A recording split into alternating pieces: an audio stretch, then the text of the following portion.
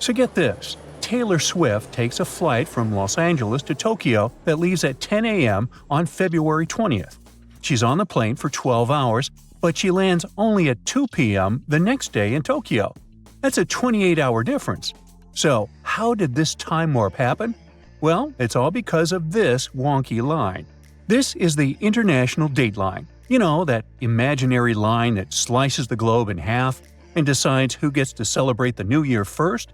It's the Line Islands, by the way. But crossing this line doesn't just make you feel like you've stepped into a transporter. It actually changes your day. Cross from east to west and boom, it's 24 hours later. If you travel in the opposite direction, crossing the line from the western side to the eastern side, you go back an entire calendar day. Now, you'd think that the International Date Line would be a nice, neat, straight line in the ocean where the time zones switch. But in reality, it's as if someone took a ruler and said, let's make this complicated. The line zigzags all over the place, wrapping around islands and causing all sorts of head-scratching confusion. For instance, Big Diomede Island and Little Diomede Island are only 2.5 miles apart but have a 21-hour time difference. And things can get a little more complicated depending on which time zone a country follows. For example, if you travel 659 miles across the date line from Baker Island to Tokelau, you must add 25 hours. In other words, that's 1 day and 1 hour. And if that doesn't sound weird enough for you, wait, it gets crazier. When it's 6 o'clock in the morning on Thursday in New York, it's still Wednesday night in American Samoa. Meanwhile, over in Kiribati, it's already Friday. Yep, we're talking about 3 different calendar days happening at the same time because of this one imaginary crazy line. This phenomenon occurs every day between 10 o'clock and 10:59 in the morning. So, why does the International Date Line look so ridiculous in the first place? Well, great question. Although these zigzags may seem completely arbitrary, they actually have a logical basis. It's pretty much a made-up concept based on the Earth's rotation. The Earth is always spinning, thank goodness, and it takes about 24 hours, or a day, to complete one full rotation. To keep things in sync, people took the Earth and divided it into 24 time zones, each 15 degrees apart. But what is the starting point for a day on Earth? Well, basically, people needed to figure out which of these 24 zones or lines would be the starting line, or the chronocenter. They needed a reference point, a line where they could begin adding or subtracting time as you move east or west. That line is what we now call the prime meridian. But here's the catch. Deciding where to put this starting line, the prime meridian, is totally arbitrary. The idea of establishing a line where days begin and end goes all the way back to at least the 1300s. Back then, map makers were doing their own thing, picking their own east-west dividing lines called meridians, which, by the way, is just a fancy Latin word for midday. Without a universal standard for when a day officially started or ended, sailors on long voyages just had to wing it, figuring out how to handle the time they were gaining or losing along the way. So, in 1884, people decided to organize this whole mess. 25 nations gathered at the prestigious International Meridian Conference in the United States with one big goal: to decide on a line that would serve as the official prime meridian. Finally, like it or not, they were determined to create the International Date Line that the whole world would accept and would follow from that point forward. The prime meridian was established in Greenwich, England, and the International Date Line was placed on the opposite side, running through the 180th meridian. Well, sounds simple, right? But that's when the nightmare really began. The chosen International Date Line didn't just wander through uninhabited areas. Oh no! It split some countries in half and created all sorts of chaos. I mean, if you divide the world with a completely straight vertical line, you end up with situations where half of a country is 1 day ahead and the other half is 1 day behind. Take Kiribati, for example. The country is primarily centered in the Gilbert Islands, which sits just west of the International Date Line. However, in 1979, their territory got a little bigger with the Phoenix and Line Islands, which are way east of the date line. Suddenly, Kiribati was straddling the International Date Line. This created a bit of a headache for businesses. Folks on either side could only communicate by radio or phone for 4 weekdays a week.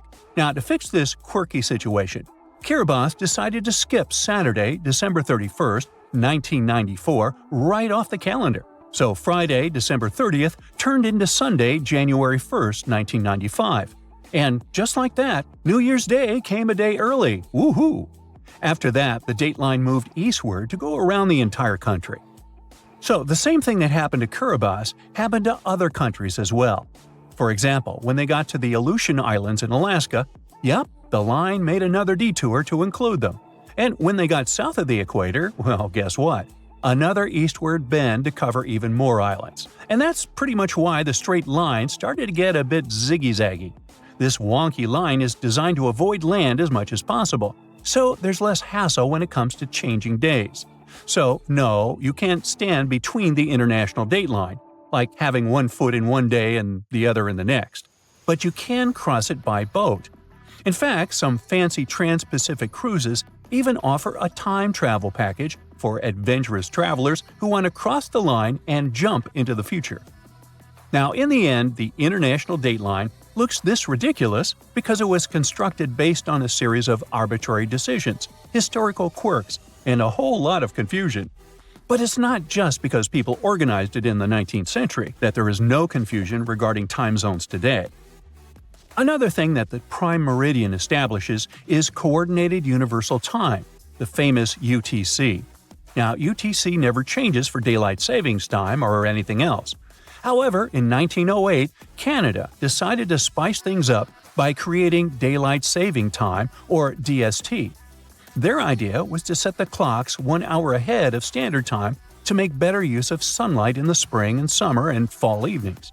The idea was so brilliant that most countries jumped on board, but not everyone. Just look at Nepal. They have never ever used the daylight savings time, which means their clocks do not change throughout the entire year.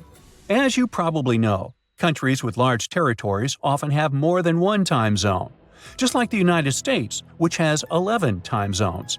Australia has 9, while India is a special case. Look, India is a big country with an area that stretches around 1,800 miles from west to east, so it should have 3 time zones in total, but they only have one. This means that the sun rises almost 90 minutes earlier in Dong in the Far East than in Gujarmoti in the West. And why do they have only one time zone? Well, basically, because they can. Just remember that the international dateline and time zones are invisible, artificial, and now you know, totally arbitrary. So if a country wants to stick with just one time zone to simplify processes and business operations within its border, then hey, why not? You're chilling in Hawaii, on the island of Oahu. A friend calls you up. Hey, I'm here too. Meet me in Maui. Great, but how do you get there? Your first thought is probably to take a ferry, but that's impossible. Hawaii is a pretty unique place. It's the most expensive state to live in. It has its own official language besides English. And it's the only American state made up entirely of islands. Hawaii has a total of 137 islands. 8 are the main ones, but only 6 are open to tourists. And the distance between those islands is probably bigger than you'd expect. For example, traveling from Oahu to the Big Island is around 185 miles, which is about the same distance as Chicago to Indianapolis. You might be surprised that you can't make that trip by boat. In fact, the only ferry system that actually takes passengers in Hawaii runs between Maui and Lanai. That's it.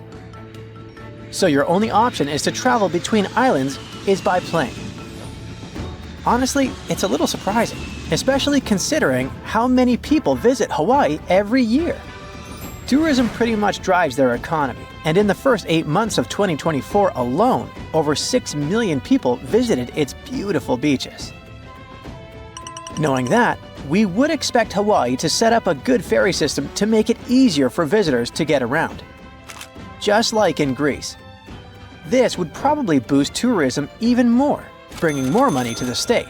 But believe me, authorities and private companies also know that. In fact, they've already tried it. Ferries were a big way of getting around in Hawaii from the 19th century up until the 1950s. Since then, there have been a few attempts to bring back a ferry service, but unfortunately, they have all failed. One of the biggest attempts was the Hawaii Super Ferry, which aimed to provide a fast, affordable boat service between islands. It could carry almost 900 passengers and even allow them to bring their own cars along. The trial run started in 2007, and people were excited, but it turned into a big fiasco. A bunch of legal and environmental issues came up, like concerns about the impact on marine life, especially whales. The courts decided the ferry didn't go through the proper environmental reviews, and that caused a lot of trouble. By 2009, after tons of protests and setbacks, they had to shut it down. If a project like this comes up again, it will probably fail one more time. And there are a few reasons why it's almost impossible to set up a regular ferry system there. Let's start by talking about Hawaii's rough waters. They are deep and wild. Take the Alenoiaha Channel, for example. It's a 30-mile stretch that separates Maui from the Big Island. Its name means Great Billow Smashing Channel, and it lives up to that. It's over 6,000 feet deep, making it one of the most dangerous stretches of water on Earth. The wind there is also super strong, the fastest in Hawaii's coastal waters. But it's not any easier in the rest of the archipelago. The whole region gets hit by storms from the Pacific up north, sending big waves crashing into the islands and making the waters rough and unpredictable. Swells can come from 3, 4, or even more directions, making the sea feel really choppy. Someone who's not used to taking ferry boats would definitely find that, well, uncomfortable, to say the least. To deal with rough seas like this, the ferries have to be really big and strong. But that also makes them more expensive and harder to run than the ones in places like Alaska or Washington State. Another reason it's so tough to set up this system today has to do with marine life. A big ship moving through the shallower waters when docking could really damage the local ecosystem. And there's also the problem that the sea routes are also the migration paths of many sea animals, like humpback whales and spinner dolphins. Not to mention, ferry services can make it easier to spread harmful plants and animals, what experts call invasive species. See, Hawaii's ecosystem is super unique because it's been isolated out in the middle of the Pacific. When we talk about plants and animals that are native to Hawaii, we mean they got there on their own, no humans involved. They arrived with the help of waves, wind, or even birds flying over. But events like these are super rare. So for over 70 million years, their plants and animals didn't have to deal with outside competition. That's made them really fragile. So, when new species get brought in by us, it can be a big problem, and they could end up harming the environment. Hawaii's already been battling invasive species like fire ants, coqui frogs, and meconium, a fast-growing plant from South America that takes over native forests. People there worry that ferries, which carry cars and cargo between islands, could accidentally spread these invaders even more. Like we mentioned at the beginning of the video, the long distances between their lands don't really help either. For example, if you were to travel from Oahu to the Big Island of Hawaii by boat, it would take around 30 hours, and that's without any stops. The same trip by plane takes about 50 minutes.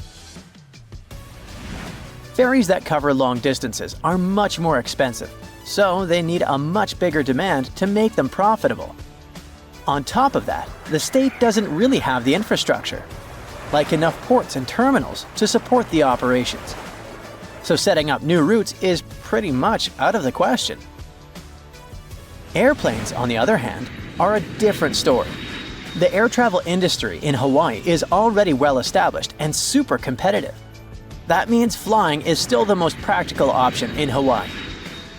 Planes are quick, they don't make you seasick, and are pretty affordable, usually costing around $100 for a round trip. Okay, but what do the locals think about all this? Well, apparently, there isn't a huge demand for residents to commute between the islands all that often. Oahu is the busiest island in Hawaii, with about 70% of the state's population living there. It is where Honolulu, the capital, is located, and where most of the state's business happens. So, people from the other islands usually come over for a specific doctor's appointment or to catch a big concert. And that might happen once or twice a year, no more than that. So, even if people could choose between taking a ferry and a plane for these special occasions, most of them would probably still prefer flying.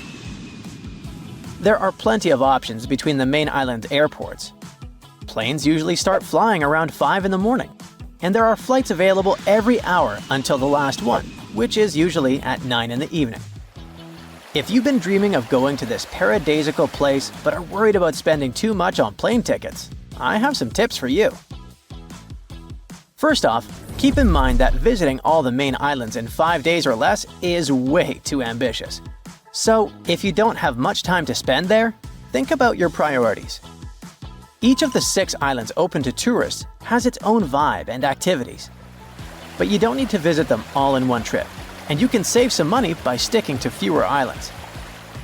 You can still explore the diversity of the islands by picking 2 that offer a nice contrast to each other.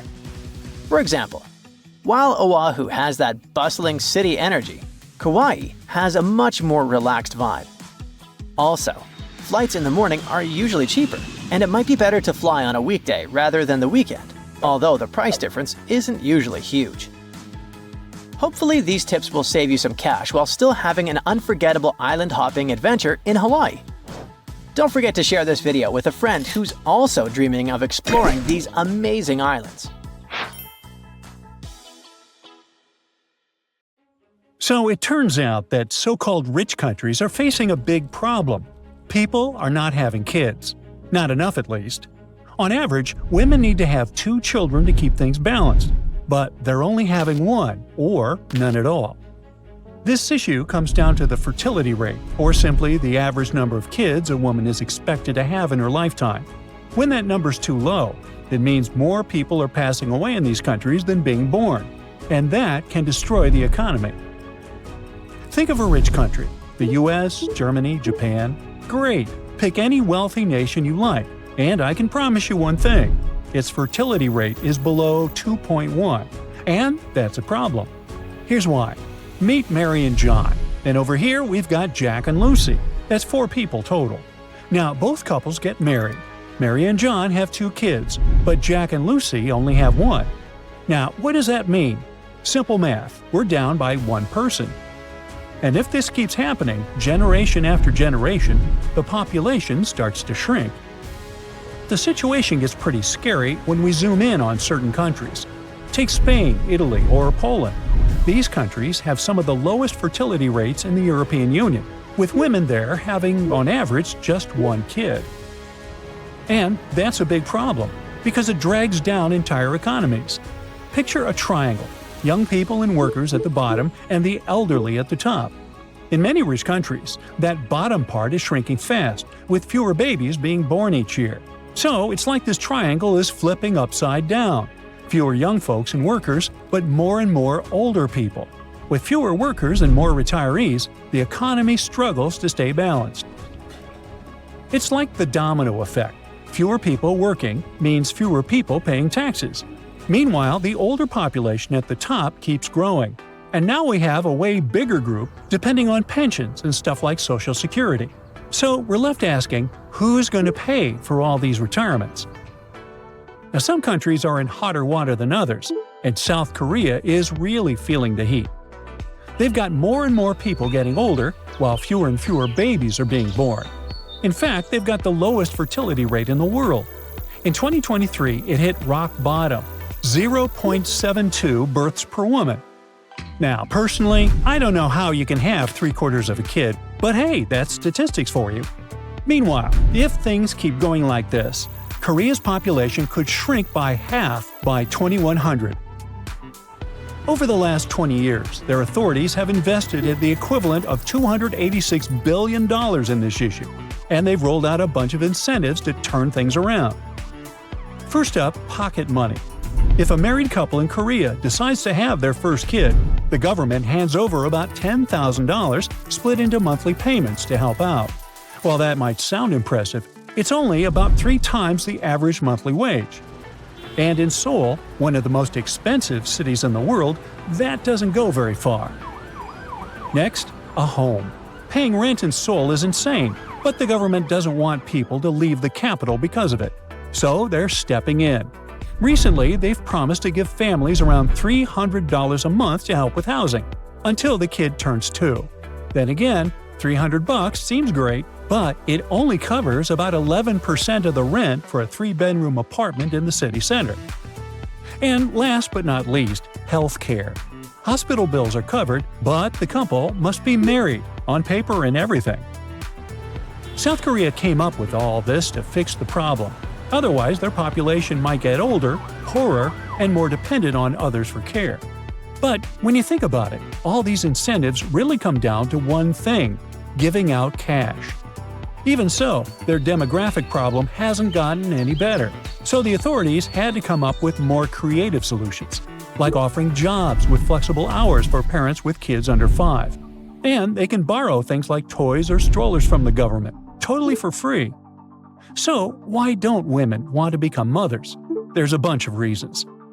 But one of the most important is work. Women are getting more education and grabbing more opportunities in the job market than ever before. But a lot of jobs have crazy hours, with people working late every single day. So many women get stuck in that cycle, waking up early, going to work, coming home late, and sleeping. Then it all starts over the next day. They don't have time to meet a partner, and even less time to raise someone. In fact, education in general is one of the biggest reasons why birth rates are dropping. Spending so many years in school, then in college, means women are pushing back the age they have their first kid. Once they finish their education, they often want to focus on work and building their careers before starting a family. So they're not becoming moms in their teens or early 20s anymore. And by the time they hit 30, things aren't much better. Sure, they might finally land a stable job, but most employment policies still don't offer enough support for childcare. But it's not only education. Younger generations are getting delayed in, well, everything. I mean, it's way harder for them to tick off all the adulting boxes, like having a well-paying job or buying a nice house. And these things are usually a big part of whether people decide to start a family or not. Another reason people aren't having kids: putting a new human into this world is expensive and time-consuming.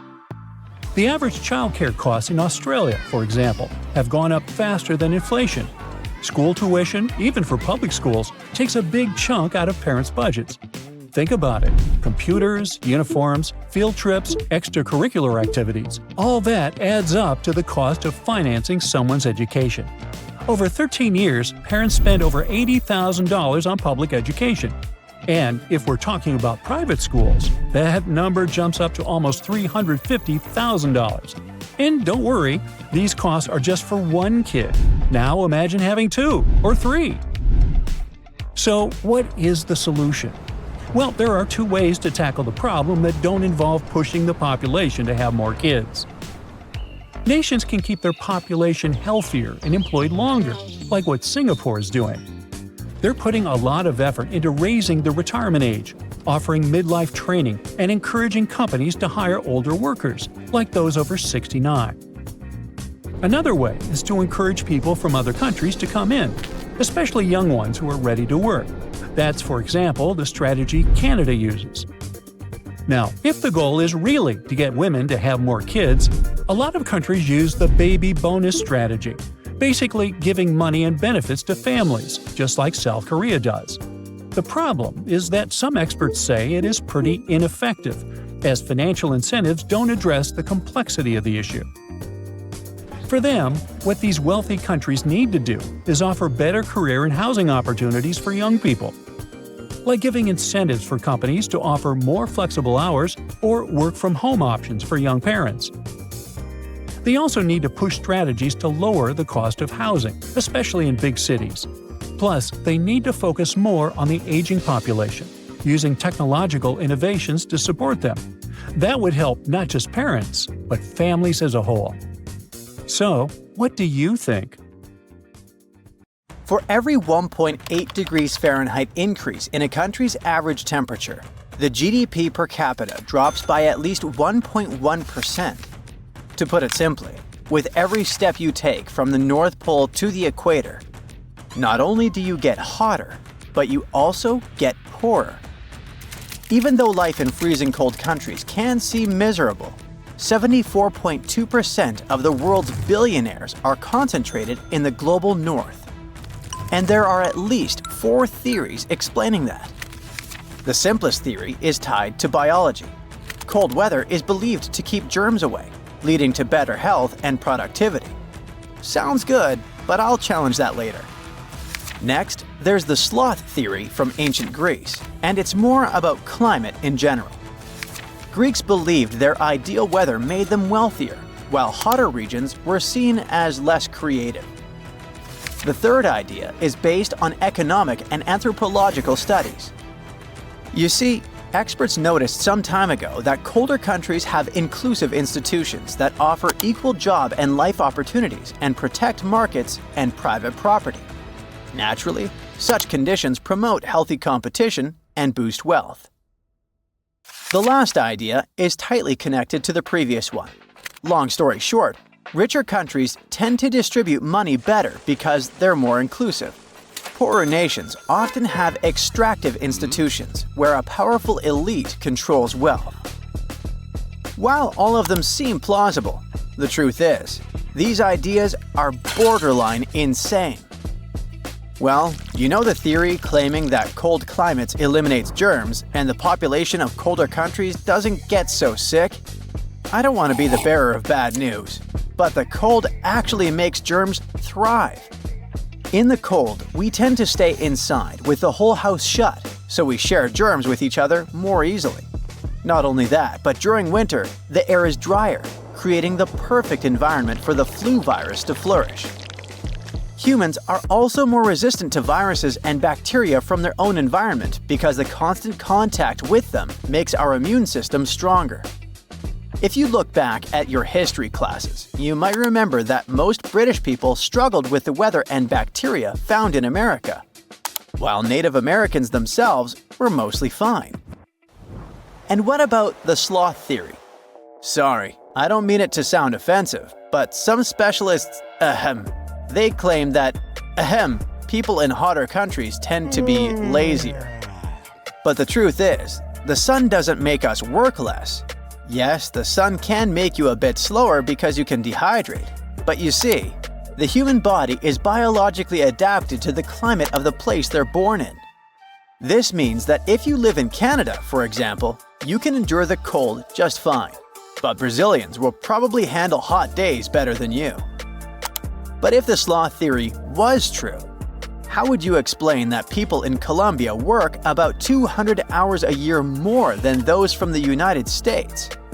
In fact, if you live in Cambodia, Myanmar, or Mexico, you're bound to work more than anyone in the world. Besides, hotter countries have a genius way to fight off laziness. It's called siesta.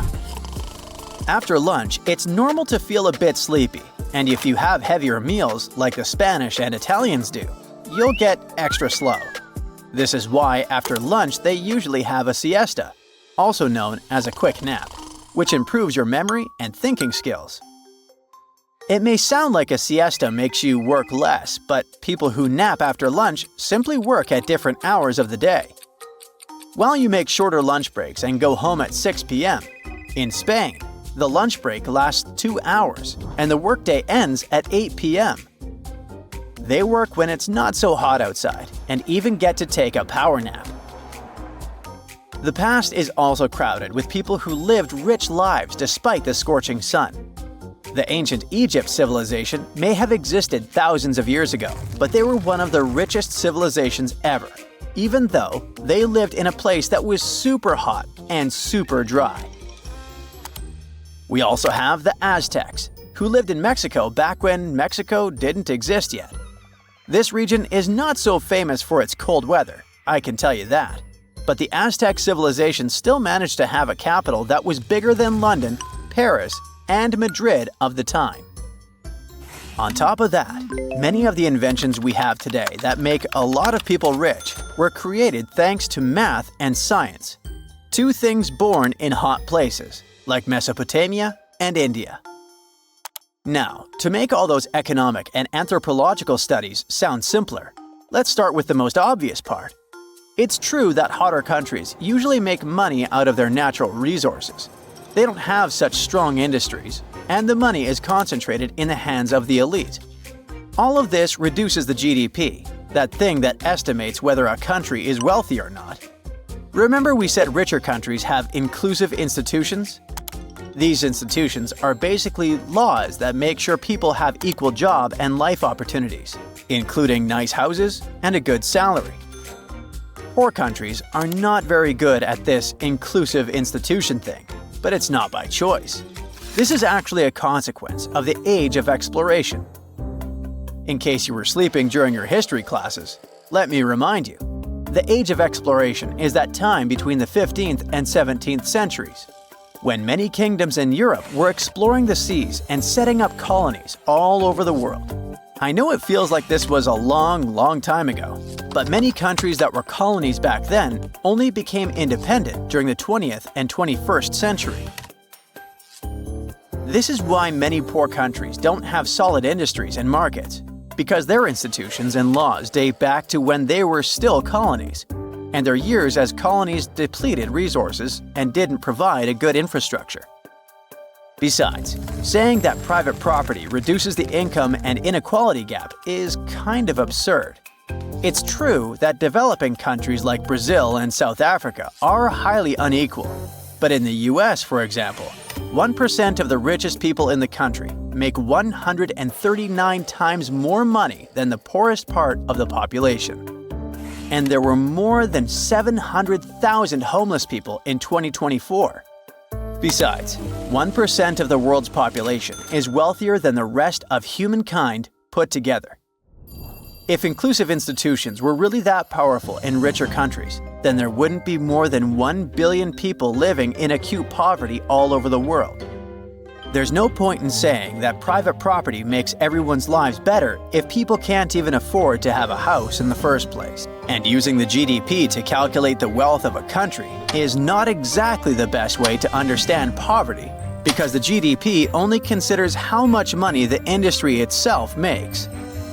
It ignores, for example, the question of whether people who work in those industries have good jobs, if they are well paid and have a good life. The GDP also ignores inequality, which means it ignores those inclusive institutions we mentioned before. In the United States, there are about 835 billionaires, but 11% of the American population is still very poor. So, my hot take here is that inclusive institutions are not that inclusive, and that money is not that well distributed in the first place. Different cultures also have different concepts of what it means to be wealthy. In London, for example, being able to afford food, clothes, and shelter does not make you rich. To them, you're simply surviving. If you want to be truly wealthy in London, you might have to hire a housekeeper, buy a horse, and have a personal Pilates instructor. But to the Awa or the Yanomami tribes, money doesn't even exist. They produce only the necessary, and if they have a surplus, they will trade with other tribes. I guess the fact that poor countries are all located closer to the equator line is not just a simple historical coincidence. Younger generations today have about 86% less buying power than baby boomers did in their 20s, all thanks to skyrocketing prices on houses, cars, and education. Millennials and Gen Z get a lot of flack for supposedly blowing their cash on things like avocado toast. But is that really the issue, or are they just dealing with a much tougher economy? See for yourself. Back in 2022, when the average millennial hit 33, the typical US home cost $433,000, while the average household income was only $70,000. At that income, it would take 6.1 years of total earnings to buy a house outright, which sounds not very realistic. It's worse in the UK, where housing costs have been over 9 times the average income for the past decade. Baby boomers, born between 1946 and 1964, lived in a time when life was much more affordable. In 1988, when the average boomer turned 33, the median home price was $110,000, while the median income was $27,000. That's a home-to-income ratio of 4 years, far more manageable. Some boomers could even pay off their homes in just a year or two. So, why is this happening? Unsurprisingly, while inflation has steadily increased, home prices have grown even faster. For example, a $100,000 home in 1990 would cost $377,000 today, far outpacing the cost of other goods and services. Plus, in the 1970s and 1980s, the US population was smaller, and there was less demand for housing. Boomers married earlier, combining incomes to buy homes. At the same time, many millennials and Gen Zers stay single longer and live with their parents to save money. College tuition has more than doubled since the 1990s, and student loan debt has reached a mind-boggling $1.7 trillion. The average loan balance at graduation has tripled to $30,000. No wonder young people have to postpone some serious life decisions, like buying a home or starting a family. And even with more people getting college degrees, wages haven't kept up with the rising cost of living. Starting salaries for graduates often hover around $50,000 to $60,000. That's barely enough to cover student loans, rent, and other expenses. That's not all. Car payments have hit record highs. The average payment is $716 per month, and loan terms stretch up to 69 months. High interest rates make things even worse, leaving many young people drowning in auto loan and credit card debt. A lot of people judge how well they're doing in life by looking at their parents. If your parents had a solid financial situation, chances are you might too. And for a long time, the goal for most families was simple: do better than the generation before. But that's getting harder and harder. Back in the 1940s, about 90% of people ended up making more money than their parents. Fast forward to those born in 1980, and that number has dropped to just 50%. In other words, half of people today aren't out-earning their parents, and that's a big shift from previous generations. So it's not surprising that many people don't feel like they're financially ahead. A CNBC survey found that only 36.5% of adults say they're doing better than their parents. An even larger chunk, 42.8%, say they're worse off. The remaining 20.7% feel like they're in about the same spot. And here's the kicker: those in their prime working years, aged 35 to 65, are feeling the pinch the most. This middle group is really struggling compared to their parents at the same age. They're dealing with skyrocketing home prices, student loan debt, and higher costs of living, all while wages haven't kept up. I can give you a few more examples. Between 2005 and 2014, 97% of households in Italy witnessed their income stagnate or decline. And if we take into consideration taxes and benefits, this number jumps up to 100%, meaning every household was affected. The United States also struggled during this time, with over 80% of households experiencing no real income growth. Luckily, thanks to tax cuts and other benefits, most families still saw their disposable income, the money they actually had to spend, increase. And still, in some ways, younger generations are actually doing better than their parents. For example, each generation goes to college at a higher rate than the previous one. Gen X had more college grads than baby boomers, and millennials are the most educated generation yet. Nearly 40% have at least a bachelor's degree, compared to just 25% of boomers. More education usually means higher earnings, which might explain why millennials, on average, had more wealth at ages 33 to 34 than Gen X and Boomers did at the same age. There's also a higher quality of life. Even though things are more expensive today, they're also better in many ways. Take cars, for example. The cheapest car today is way safer, more reliable, and packed with better features than the cheapest car 20 years ago. Technology, healthcare, and everyday conveniences have improved drastically too, making life easier in many ways. Younger generations have more freedom and legal protection than their parents did. It wasn't that long ago that people faced fewer rights when it came to salary, housing, and getting loans. Unfortunately, wage gaps and financial barriers still exist. But certain laws have made it easier for younger generations to build wealth and access opportunities that their parents and grandparents struggled to get. Interestingly, parents are still pretty hopeful about their kids' financial future. Yep, even with all the financial struggles people are dealing with today. Let's see. About 42% of adults think the next generation will have a stronger financial future, though that drops a little to 40% for people aged 35 to 64, according to a CNBC survey. Parents, though, are even more optimistic. 59% say their kids will be better off, while only 1 in 5 think they'll have it worse. So maybe inheritance is the key. After all, plenty of parents are planning to leave their kids a financial boost. Over 75% say they're leaving money in their will. But no, when it comes to what really helps kids succeed financially, inheritance isn't the top priority. Here's what parents think actually makes the biggest difference. 43% say getting a stable job is the most important thing.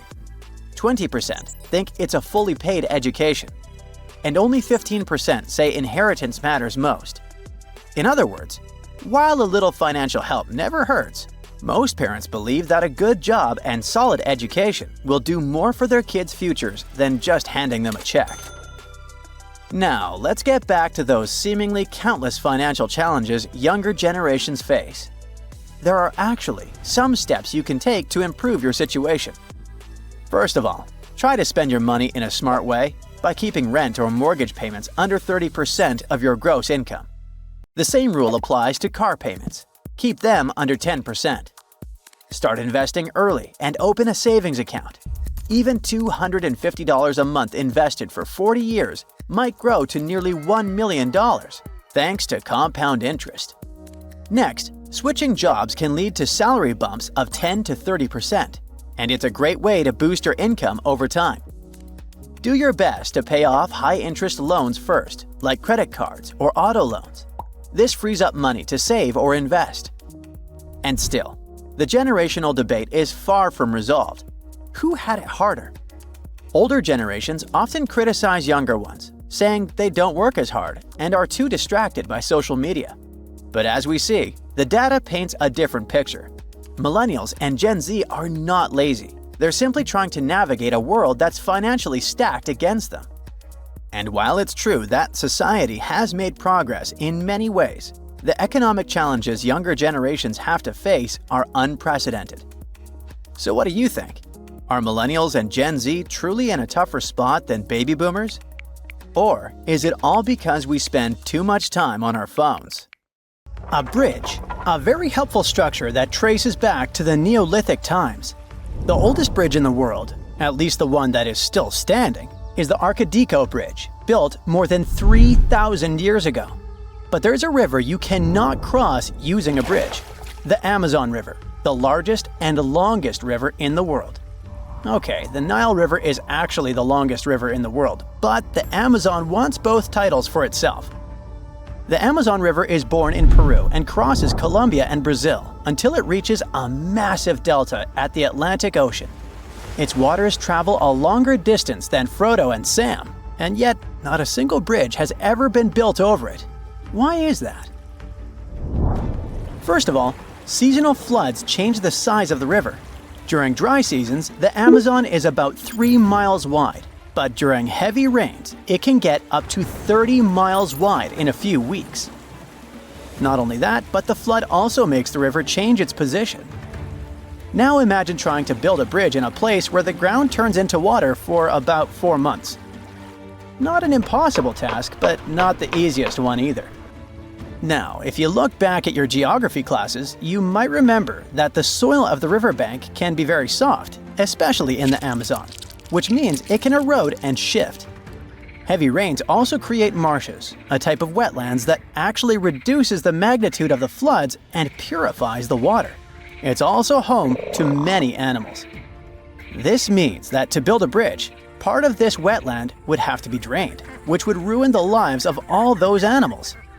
Besides, the foundations of said bridge would have to be deep, and that would cost a lot of money. The rain creates yet another problem for the potential bridge. It increases the river's water level by 13 to almost 50 feet. Of course, bridges have been built in deep rivers before, like the Padma Bridge, a gigantic structure with a foundation of 417 feet.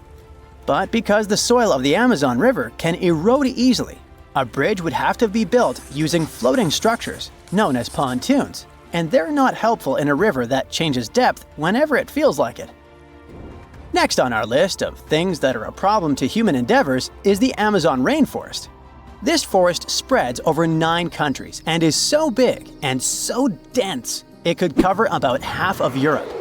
This means that a bridge would almost likely connect one patch of the forest to another. A pointless improvement to the lives of capybaras and jaguars. Of course, the real users of such a bridge would be humans. Most people live around the tributaries of the Amazon River, not around the river itself, because who wants to live like a beaver at a dam? There's even a state called Amapá on the left side of the Amazon River that is completely cut off from the rest of Brazil.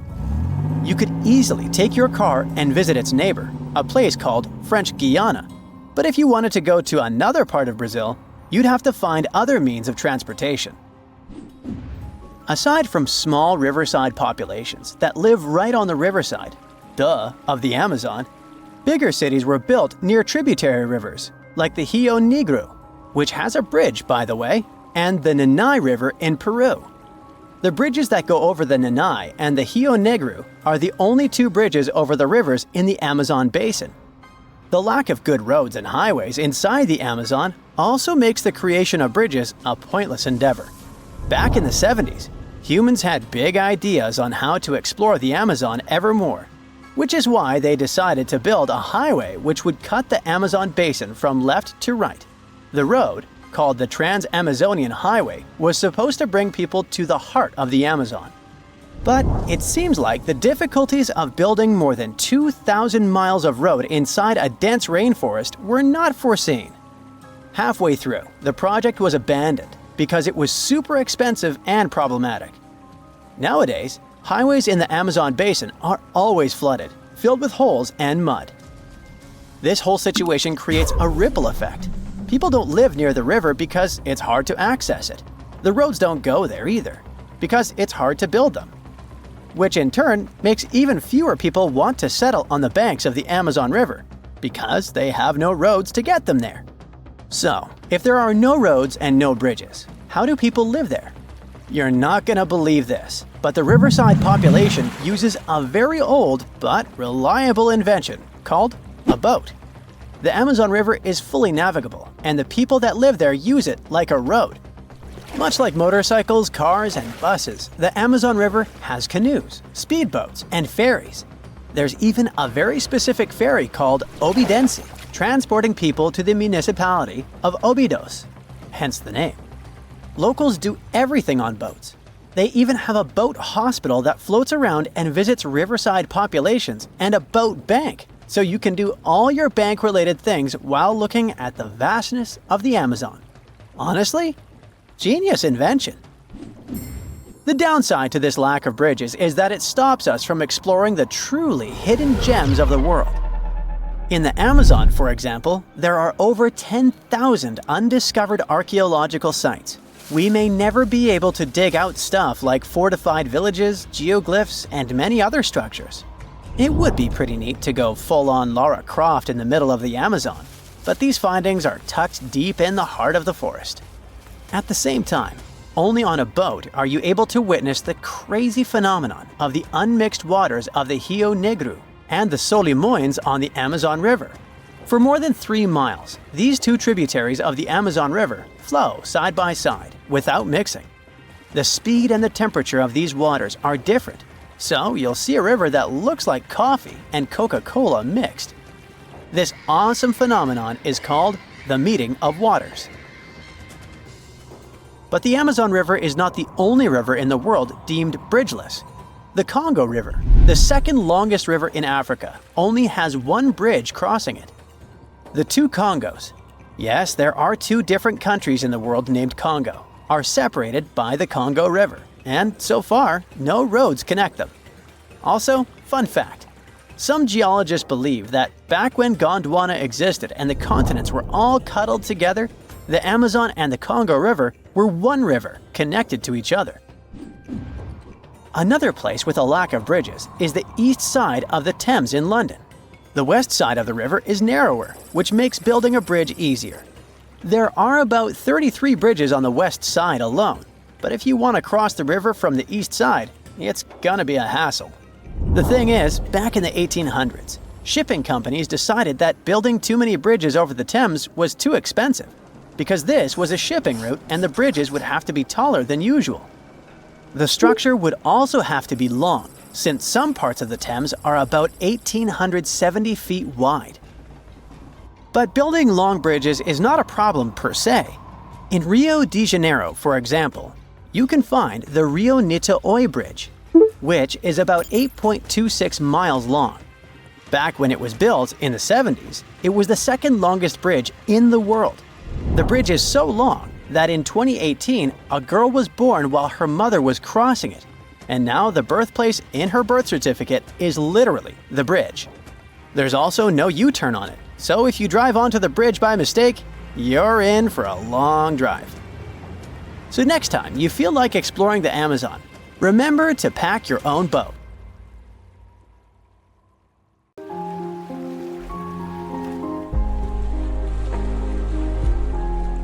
People living in Hawaii need to make at least twice the average salary in the rest of the US to live comfortably. Those who aren't ready to pay $5 for a gallon of milk have to look for happiness elsewhere. And year after year, the state makes it to the top lines of the population loss rating. While the local middle class is leaving, Hawaii is turning into a heaven for billionaires. Just 37 of them already own 11% of all the private land in the Aloha State. Larry Ellison, co-founder of the Oracle Corporation, bought 98% of the island of Lanai, including the grocery store, the only gas station, and the community newspaper, all for a nifty sum of $300 million. This makes him the boss and landlord of everyone on the island. Mark Zuckerberg, the Meta founder and CEO, is building a huge compound on Kauai with more than a dozen buildings, at least 30 bedrooms and bathrooms, a tunnel leading to a 5,000 square feet underground bunker, and 11 tree houses connected by intricate rope bridges. The local residents with ancestral rights to this land lost in court and had to put it up for auction. The Malaysian tycoon Kvek Leng Khan owns a third of the island of Molokai through his business empire. Of course, these and some of the world's richest people create new jobs and invest in development projects on the islands. But still, nearly 2/3 of the locals believe that their state is being run for tourists at the expense of the residents. A lot of famous people like to live in Wailea and Makina in Maui because it's peaceful and gives them the privacy they want. Oprah Winfrey has a big house up in the local hills. Jeff Bezos, the founder of Amazon, reportedly bought a huge house by La Perouse Bay for $78 million. Other famous people who live in Maui include Clint Eastwood, Mick Fleetwood, Jim Carrey, and Alice Cooper. When you visit Maui, you can see a special Hall of Fame display at the airport showing those celebrities. It's supposed to celebrate their ties with the island, but the local people feel like it only highlights the huge gap between the new super wealthy residents and the local people who can barely afford to live there. As the rich and famous keep buying property across Hawaii, home prices continue to rise. It's more expensive to buy a house here than in Washington, D.C., or California. Part of the reason for such high pricing is how the land itself is formed. Hawaii is bigger than most people think, but it's made up of lots of separate islands that are spread far apart. Even though the islands are big, not all of the land can be used to build houses or neighborhoods. Unlike most of the US, which has a lot of flat land and gentle hills, much of Hawaii is made up of steep, rocky mountains and rough terrain. This kind of land is very hard to build on or live on. Because of this, most of the people on Hawaii, about 1 million of them, live on the island called Oahu. The other islands, like the Big Island, have far fewer people. There isn't enough land for everyone, and that makes it hard for people who have lived in Hawaii their whole lives to afford a place to live. Tourism makes up 21% of the state's economy. Most of the visitors come from the United States and Japan. Tourists bring in tons of money, but there's a problem. Depending too much on tourism can be risky for Hawaii. In the recent years, because of we all know what happened, a health rule called the Conditional Sail Order stopped cruise ships from coming to Hawaii for health safety reasons. Many other tourist activities, like visiting beaches or attending events, were also shut down. With fewer visitors, Hawaii earned a lot less money, which hurt the economy. To avoid this problem in the future, Hawaii has been trying to make money in other ways besides tourism. One idea is to invest more in fishing, but this hasn't been easy. At some point, there was too much fishing going on here, and now Hawaii has to bring in 63% of its seafood from other places instead of catching it nearby. There are farms here that grow pineapples, macadamia nuts, coffee, and produce milk. But now, farming isn't as important as it was 100 years ago. Probably one of the reasons is that it's more profitable to sell the land for houses or hotels than to use it for farming. This change made Hawaii even more dependent on tourism and made living in the Aloha State so very pricey.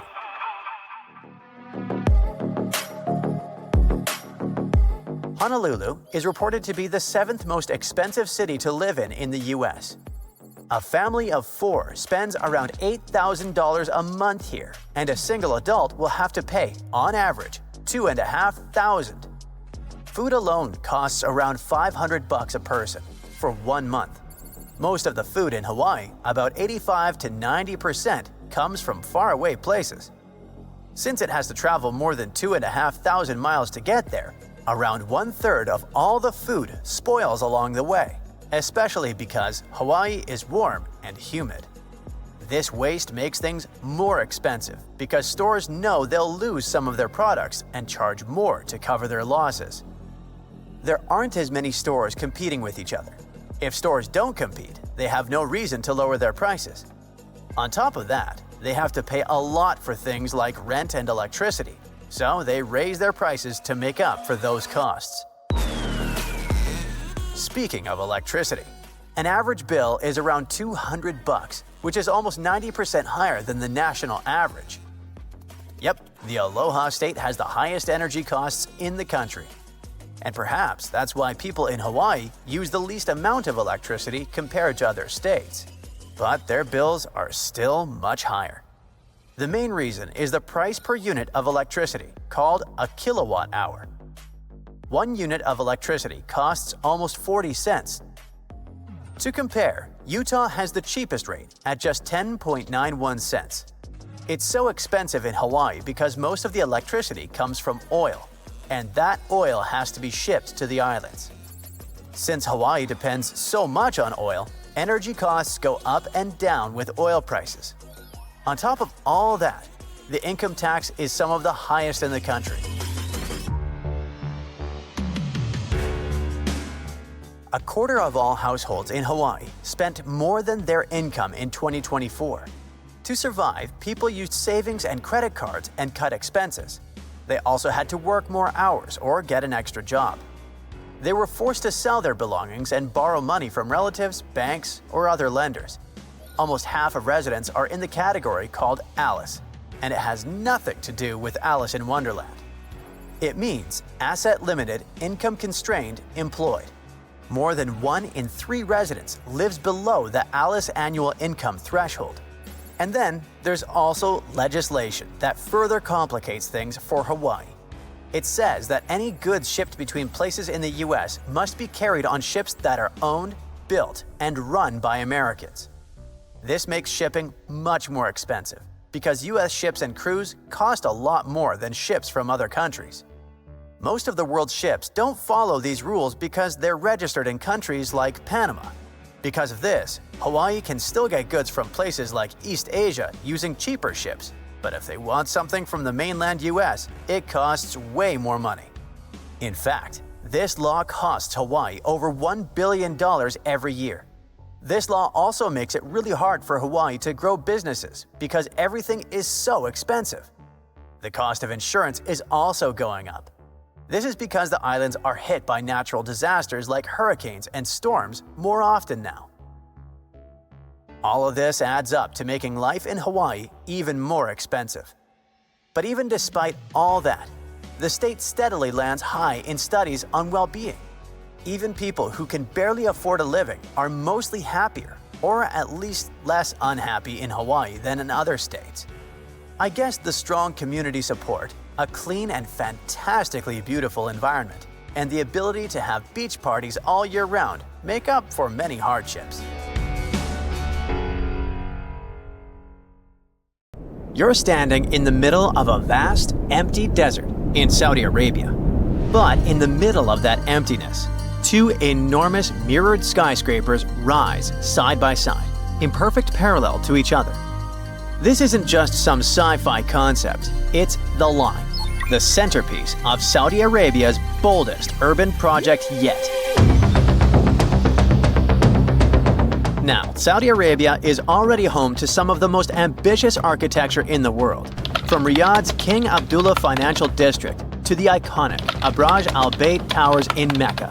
They've been working hard for years. But the Line is in a league of its own. This project was announced in 2021, and it is part of a larger vision for the country's future called NEOM, a $500 billion mega project designed to redefine how people live, work, and interact with the environment. I mean, what could go wrong, right? Well, I don't know. But Nadmi Al Nasser, the longtime chief executive of the ambitious project, has recently departed. Suspicious. Even more so because NEOM's statement issued soon after did not give any plausible reason for his departure. Then, the Line project itself was originally expected to cost around $200 billion. But by 2024, that number had skyrocketed to a mind-blowing $2 trillion. That's about twice Saudi Arabia's entire GDP. And if you ask independent experts, they think it could end up costing even more. At first, the plan was to build about 10 miles of the project and have 1.5 million people living there by 2030. By now, the expectations are way more modest. Only just under 1.5 miles are likely to be done by 2030, with fewer than 300,000 residents. The project has come across a lot of problems along the way. Engineering issues and management problems have caused major delays, and progress hasn't been as fast as hoped. And now, let's figure out what exactly is the Line. It's a literal city made up of 2 parallel skyscrapers, each towering 1,640 feet high. That's higher than almost all the tallest skyscrapers in the world. These skyscrapers are 656 feet wide and stretch for a mind-boggling 106 miles across the northwest of Saudi Arabia, right near the Red Sea. The most astounding thing? The entire city is actually within this one structure. There are no cars, no roads, no emissions. But we'll go into detail a bit later. The complex is supposed to house 9 million people, and all of this running entirely on clean energy. Such a project aligns perfectly with Saudi Arabia's ambitious Vision 2030 plan. The outside of the skyscrapers will be covered in mirrors that will reflect the surrounding desert landscape, creating an almost seamless blend between the city and its surroundings. Inside, there will be lush parks, cascading waterfalls, flying taxis, and even robot helpers to take care of everyday tasks. They're also planning to make an artificial moon as part of the city's design. One more thing that makes the line so unique is its design. Unlike traditional cities that spread out horizontally, the line is vertical.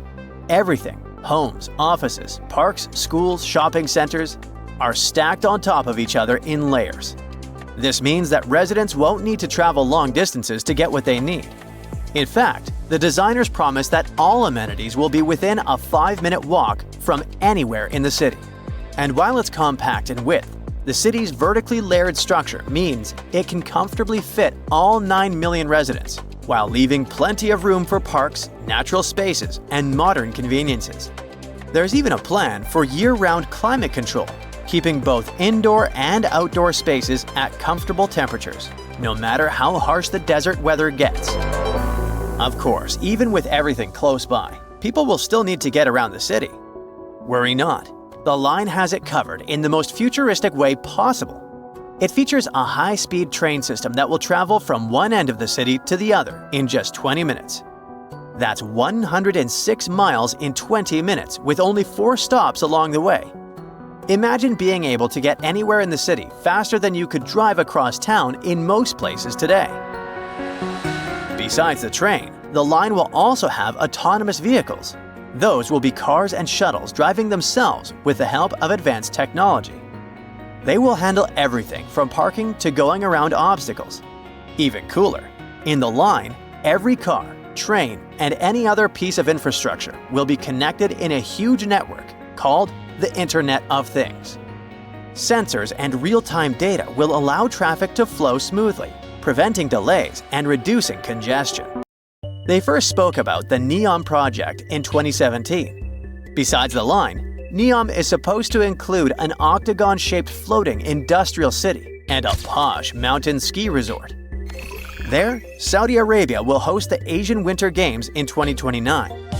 Plus, there will be the world's largest green energy plant, which will make the region self-sufficient and sustainable. The goal of NEOM is to attract people from around the world, not just to visit, but to live there.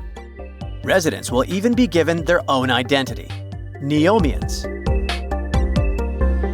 Not everyone thinks this construction is a good idea. Some urban planners and architects have pointed out pretty big flaws in the city's straight-line layout. You see, in a regular city like Johannesburg, which covers way more ground than the line, 2 random people are usually only about 20 miles apart. But in the line, the average distance between 2 random people would be 35 miles. That's almost double, even though the line's overall area is way smaller. This setup could make it harder for people to connect socially and might be a pain to navigate, even with a high-speed train zipping through it. Now, they promise that every resident will have everything they need within a 5-minute walk, but there are doubts too. People wonder if living in a super compact, stacked-up design might end up feeling claustrophobic or even too much to handle. As for the whole mirrored exterior idea, it looks pretty cool in renderings. But there's an opinion it could actually mess with the environment. Reflecting all that sunlight in a desert might disturb local wildlife or create unexpected heat issues. The line's high-tech features sound amazing, but they come with their own set of headaches. The city is supposed to run on the Internet of Things tech and autonomous vehicles. Sounds awesome, right? But how are they going to pull that off for a 106-mile-long city? For things to run smoothly, every piece of tech, cars, trains, infrastructure, needs to be perfectly in sync, sharing tons of real-time data. If there's even a tiny glitch, it could throw a wrench into daily life for millions of people. Then there's that high-speed train. It does sound like a dream, but actually building and keeping it running in the middle of a desert is not so easy.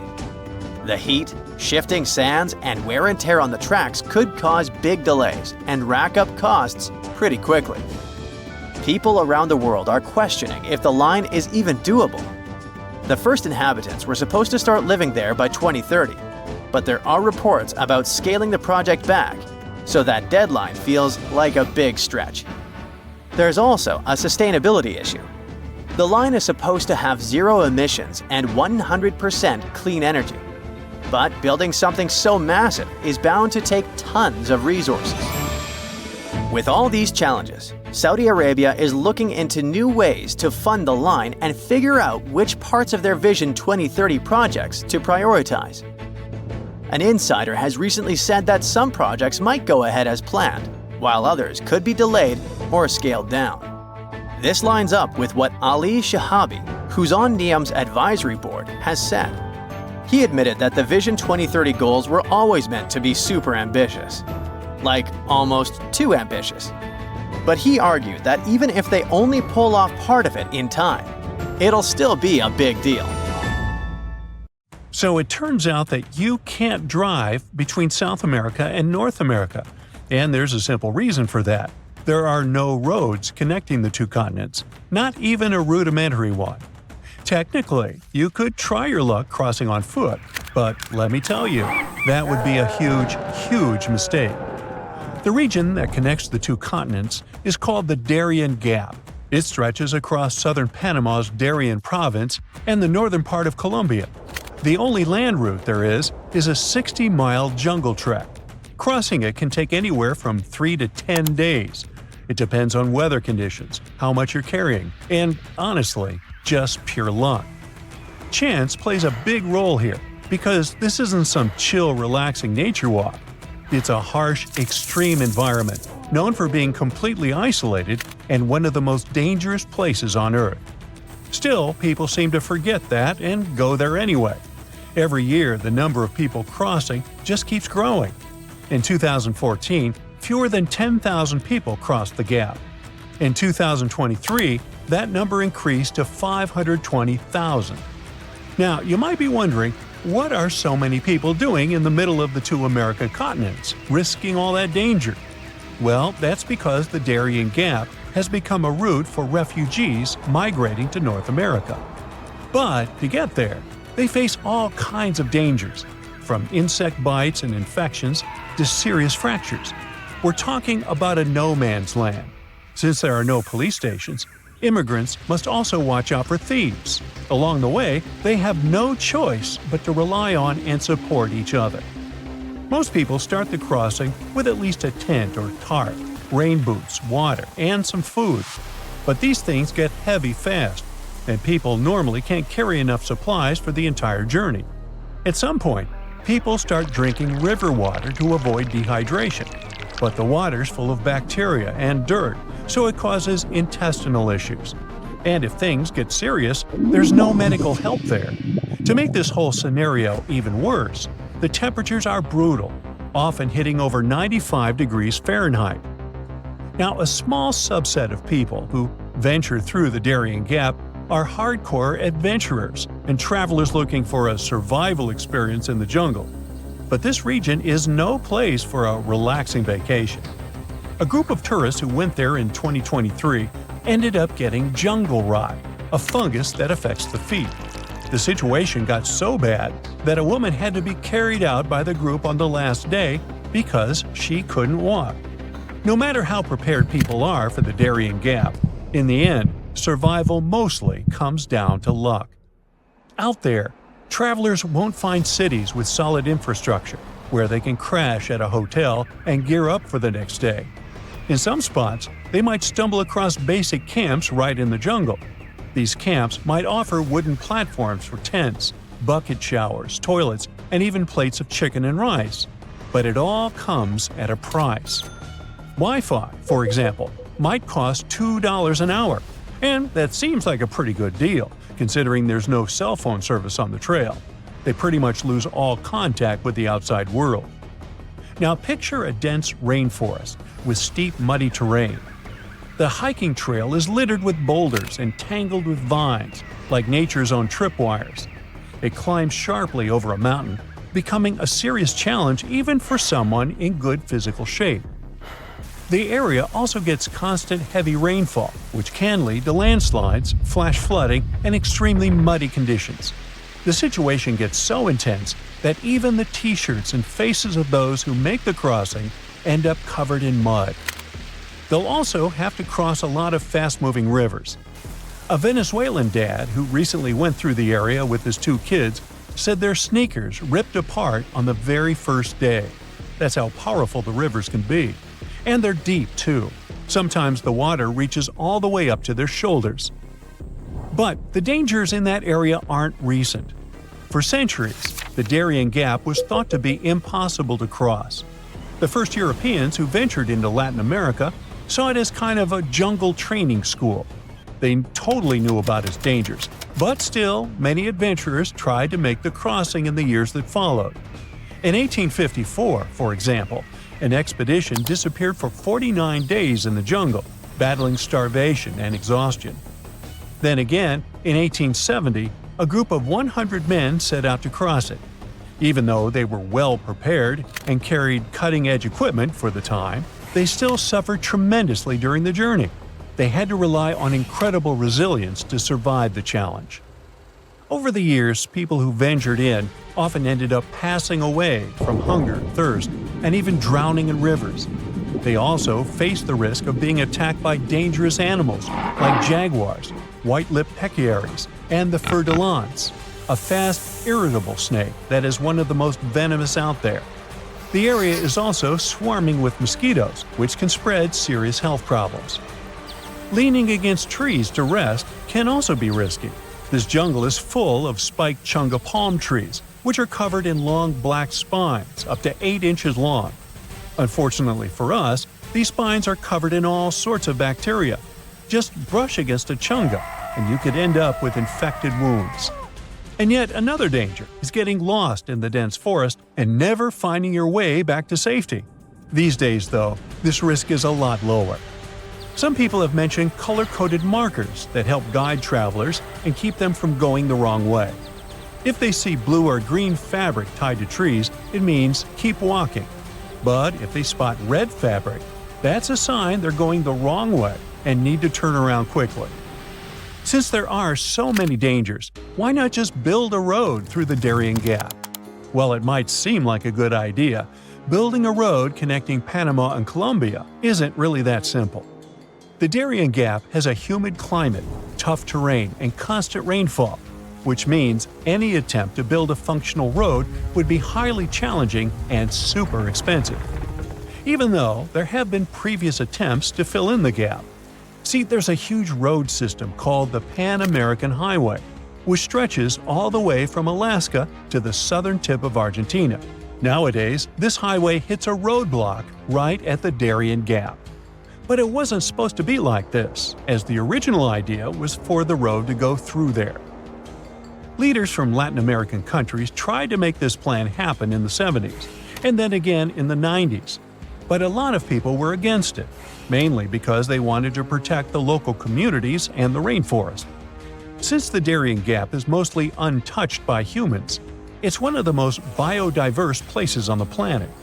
It's believed that 1 in 5 species are endemic to the region, meaning they only exist in that specific area, like the Darien pocket gopher and the slatty slender mouse opossum. A road would have really damaged the ecosystem in the area, so the plans were scrapped. Eventually, an alternative was created to travel by sea. At least 2 companies started a ferry service connecting the 2 countries. However, the business wasn't profitable, and they ended up shutting down. Not long ago, Panama decided to close the Darién Gap route. Now they're sealed off with barbed wire fencing. It might just be a matter of time before other routes are created. But if you are an adventurer looking to visit South America, it's probably not best to wait for that. Traveling by plane to Colombia will always be a much safer option. This invisible line divides the world into 2 parts. And most animals, fish, and birds, for some reason, can't cross it. The line is called the Wallace Line, and it runs between Australia and Asia. It has its name after Alfred Russel Wallace, a British scientist and explorer who discovered it in 1859. He traveled to Asia to explore a group of islands called the Malay Archipelago. As Wallace walked through the jungles, climbed hills, and sailed on boats, he noticed something like an invisible wall. On its west side, in places like Borneo and Sumatra, he saw animals you might find in Asia. There were big rhinos munching on leaves and monkeys swinging from tree to tree. The forests were full of life, with all kinds of animals you'd expect to see in a jungle. But in places like Sulawesi and Lombok, just across the imaginary line he came up with, Wallace found animals more like the ones in Australia and colorful birds like cockatoos. The behaviors of animals differ on different sides of the Wallace Line. Some creatures are great at traveling across tough barriers like water, but others are not. For example, bats can fly across open water, but they sometimes cross the Wallace Line. On the other hand, big animals that live on land like elephants usually stay on just one side of the line. Some birds are shy and like to stay hidden in thick bushes and trees to avoid predators. They wouldn't feel safe flying over wide stretches of water with no place to hide. Plants don't stick to the Wallace Line as strictly as animals do, because they spread in their own unique ways, like with seeds carried by the wind, water, or animals. One plant genus, the eucalyptus, mostly stays on the Australian side. But one eucalyptus tree has made its way to the Philippines on the Asian side. Underwater, the Wallace Line doesn't matter as much. The area between the Wallace Line and Australia is called the Coral Triangle, and it's bursting with life. Now, after more than 150 years, scientists think they finally have an explanation of the Wallace Line mystery.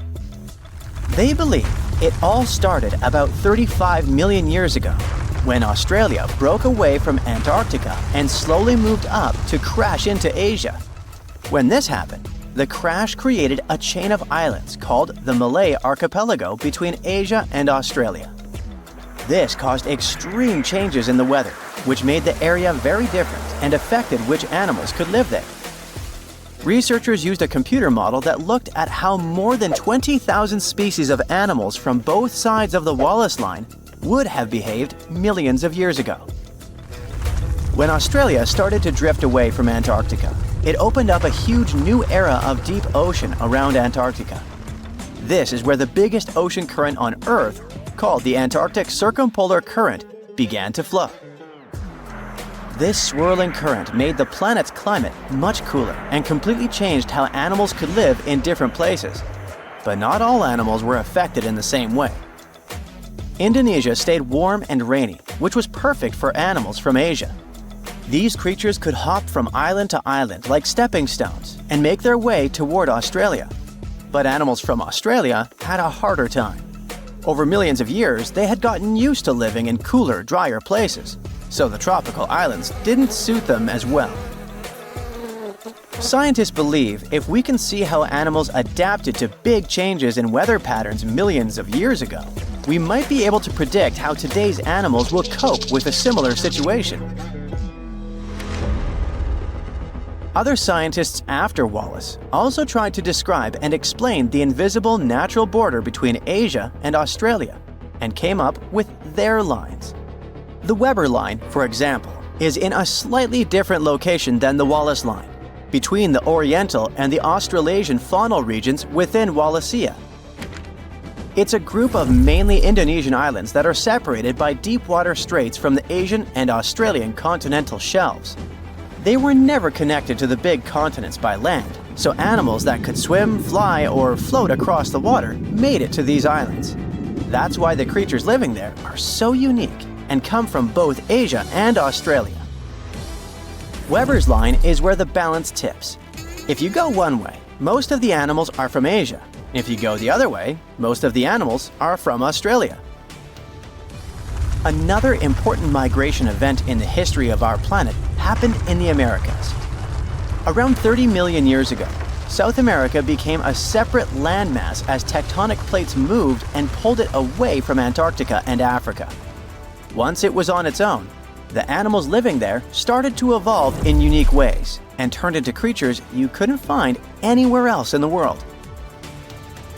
There were animals we still see today, like opossums, giant rodents like capybaras and chinchillas, armadillos, anteaters, and sloths. Some of the animals from those times are now extinct. There were giant ground sloths, bigger than cars, roaming around. There were glyptodonts, which were like giant armadillos with super tough, bony shells. There were also huge, scary birds that couldn't fly but could chase down their prey. Up in North America, animals could still travel to other parts of the world through the Bering Strait. So North America was full of different animals like deer, bison, horses, camels, and even mammoths and mastodons. They all lived alongside predators like big cats, wolves, and bears. About 3 million years ago, the continents of North and South America got connected by a strip of land called the Isthmus of Panama. It formed because the tectonic plates shifted again. Some major volcanic activity between 25 million years ago also contributed to the process.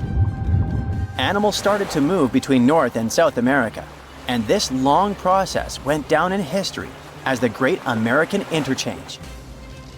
During the Ice Age, huge glaciers in the north grew and shrank over tens of thousands of years. When the glaciers were at their biggest, they held so much water that the sea levels dropped, and forests probably turned into wide grassy plains. So animals had the perfect conditions to cross over. Giant ground sloths were among the animals that went up north from South America, all the way to Alaska. One special kind even roamed the chilly tundras alongside woolly mammoths and caribou. Lots of North American predators decided to explore the South. There were cats like cougars, jaguars, and saber-toothed tigers with their giant teeth. Wolves, foxes, otters, raccoons, and bears also joined the migration. The short-faced bear could stand up to 13 feet tall and weigh as much as a small car. South America also had some funny-looking animals called sanus, or South American native ungulates. These were hoofed mammals that evolved into all kinds of weird shapes, while South America was isolated. Big animals from North America, for example, relatives of elephants with strange tusks, came to the south and became some of the largest creatures around. The ancestors of today's llamas settled in the Andes Mountains, and deer, tapirs, and peccaries thrived in the forests. Animals kept moving back and forth between the continents for thousands of years.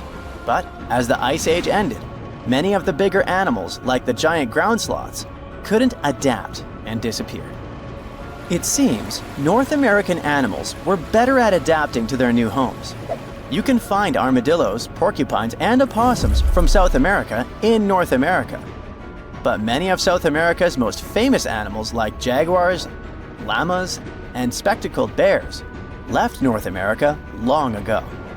Scientists think South America's animals, after being isolated for millions of years, had a harder time dealing with new challenges when their ecosystems changed.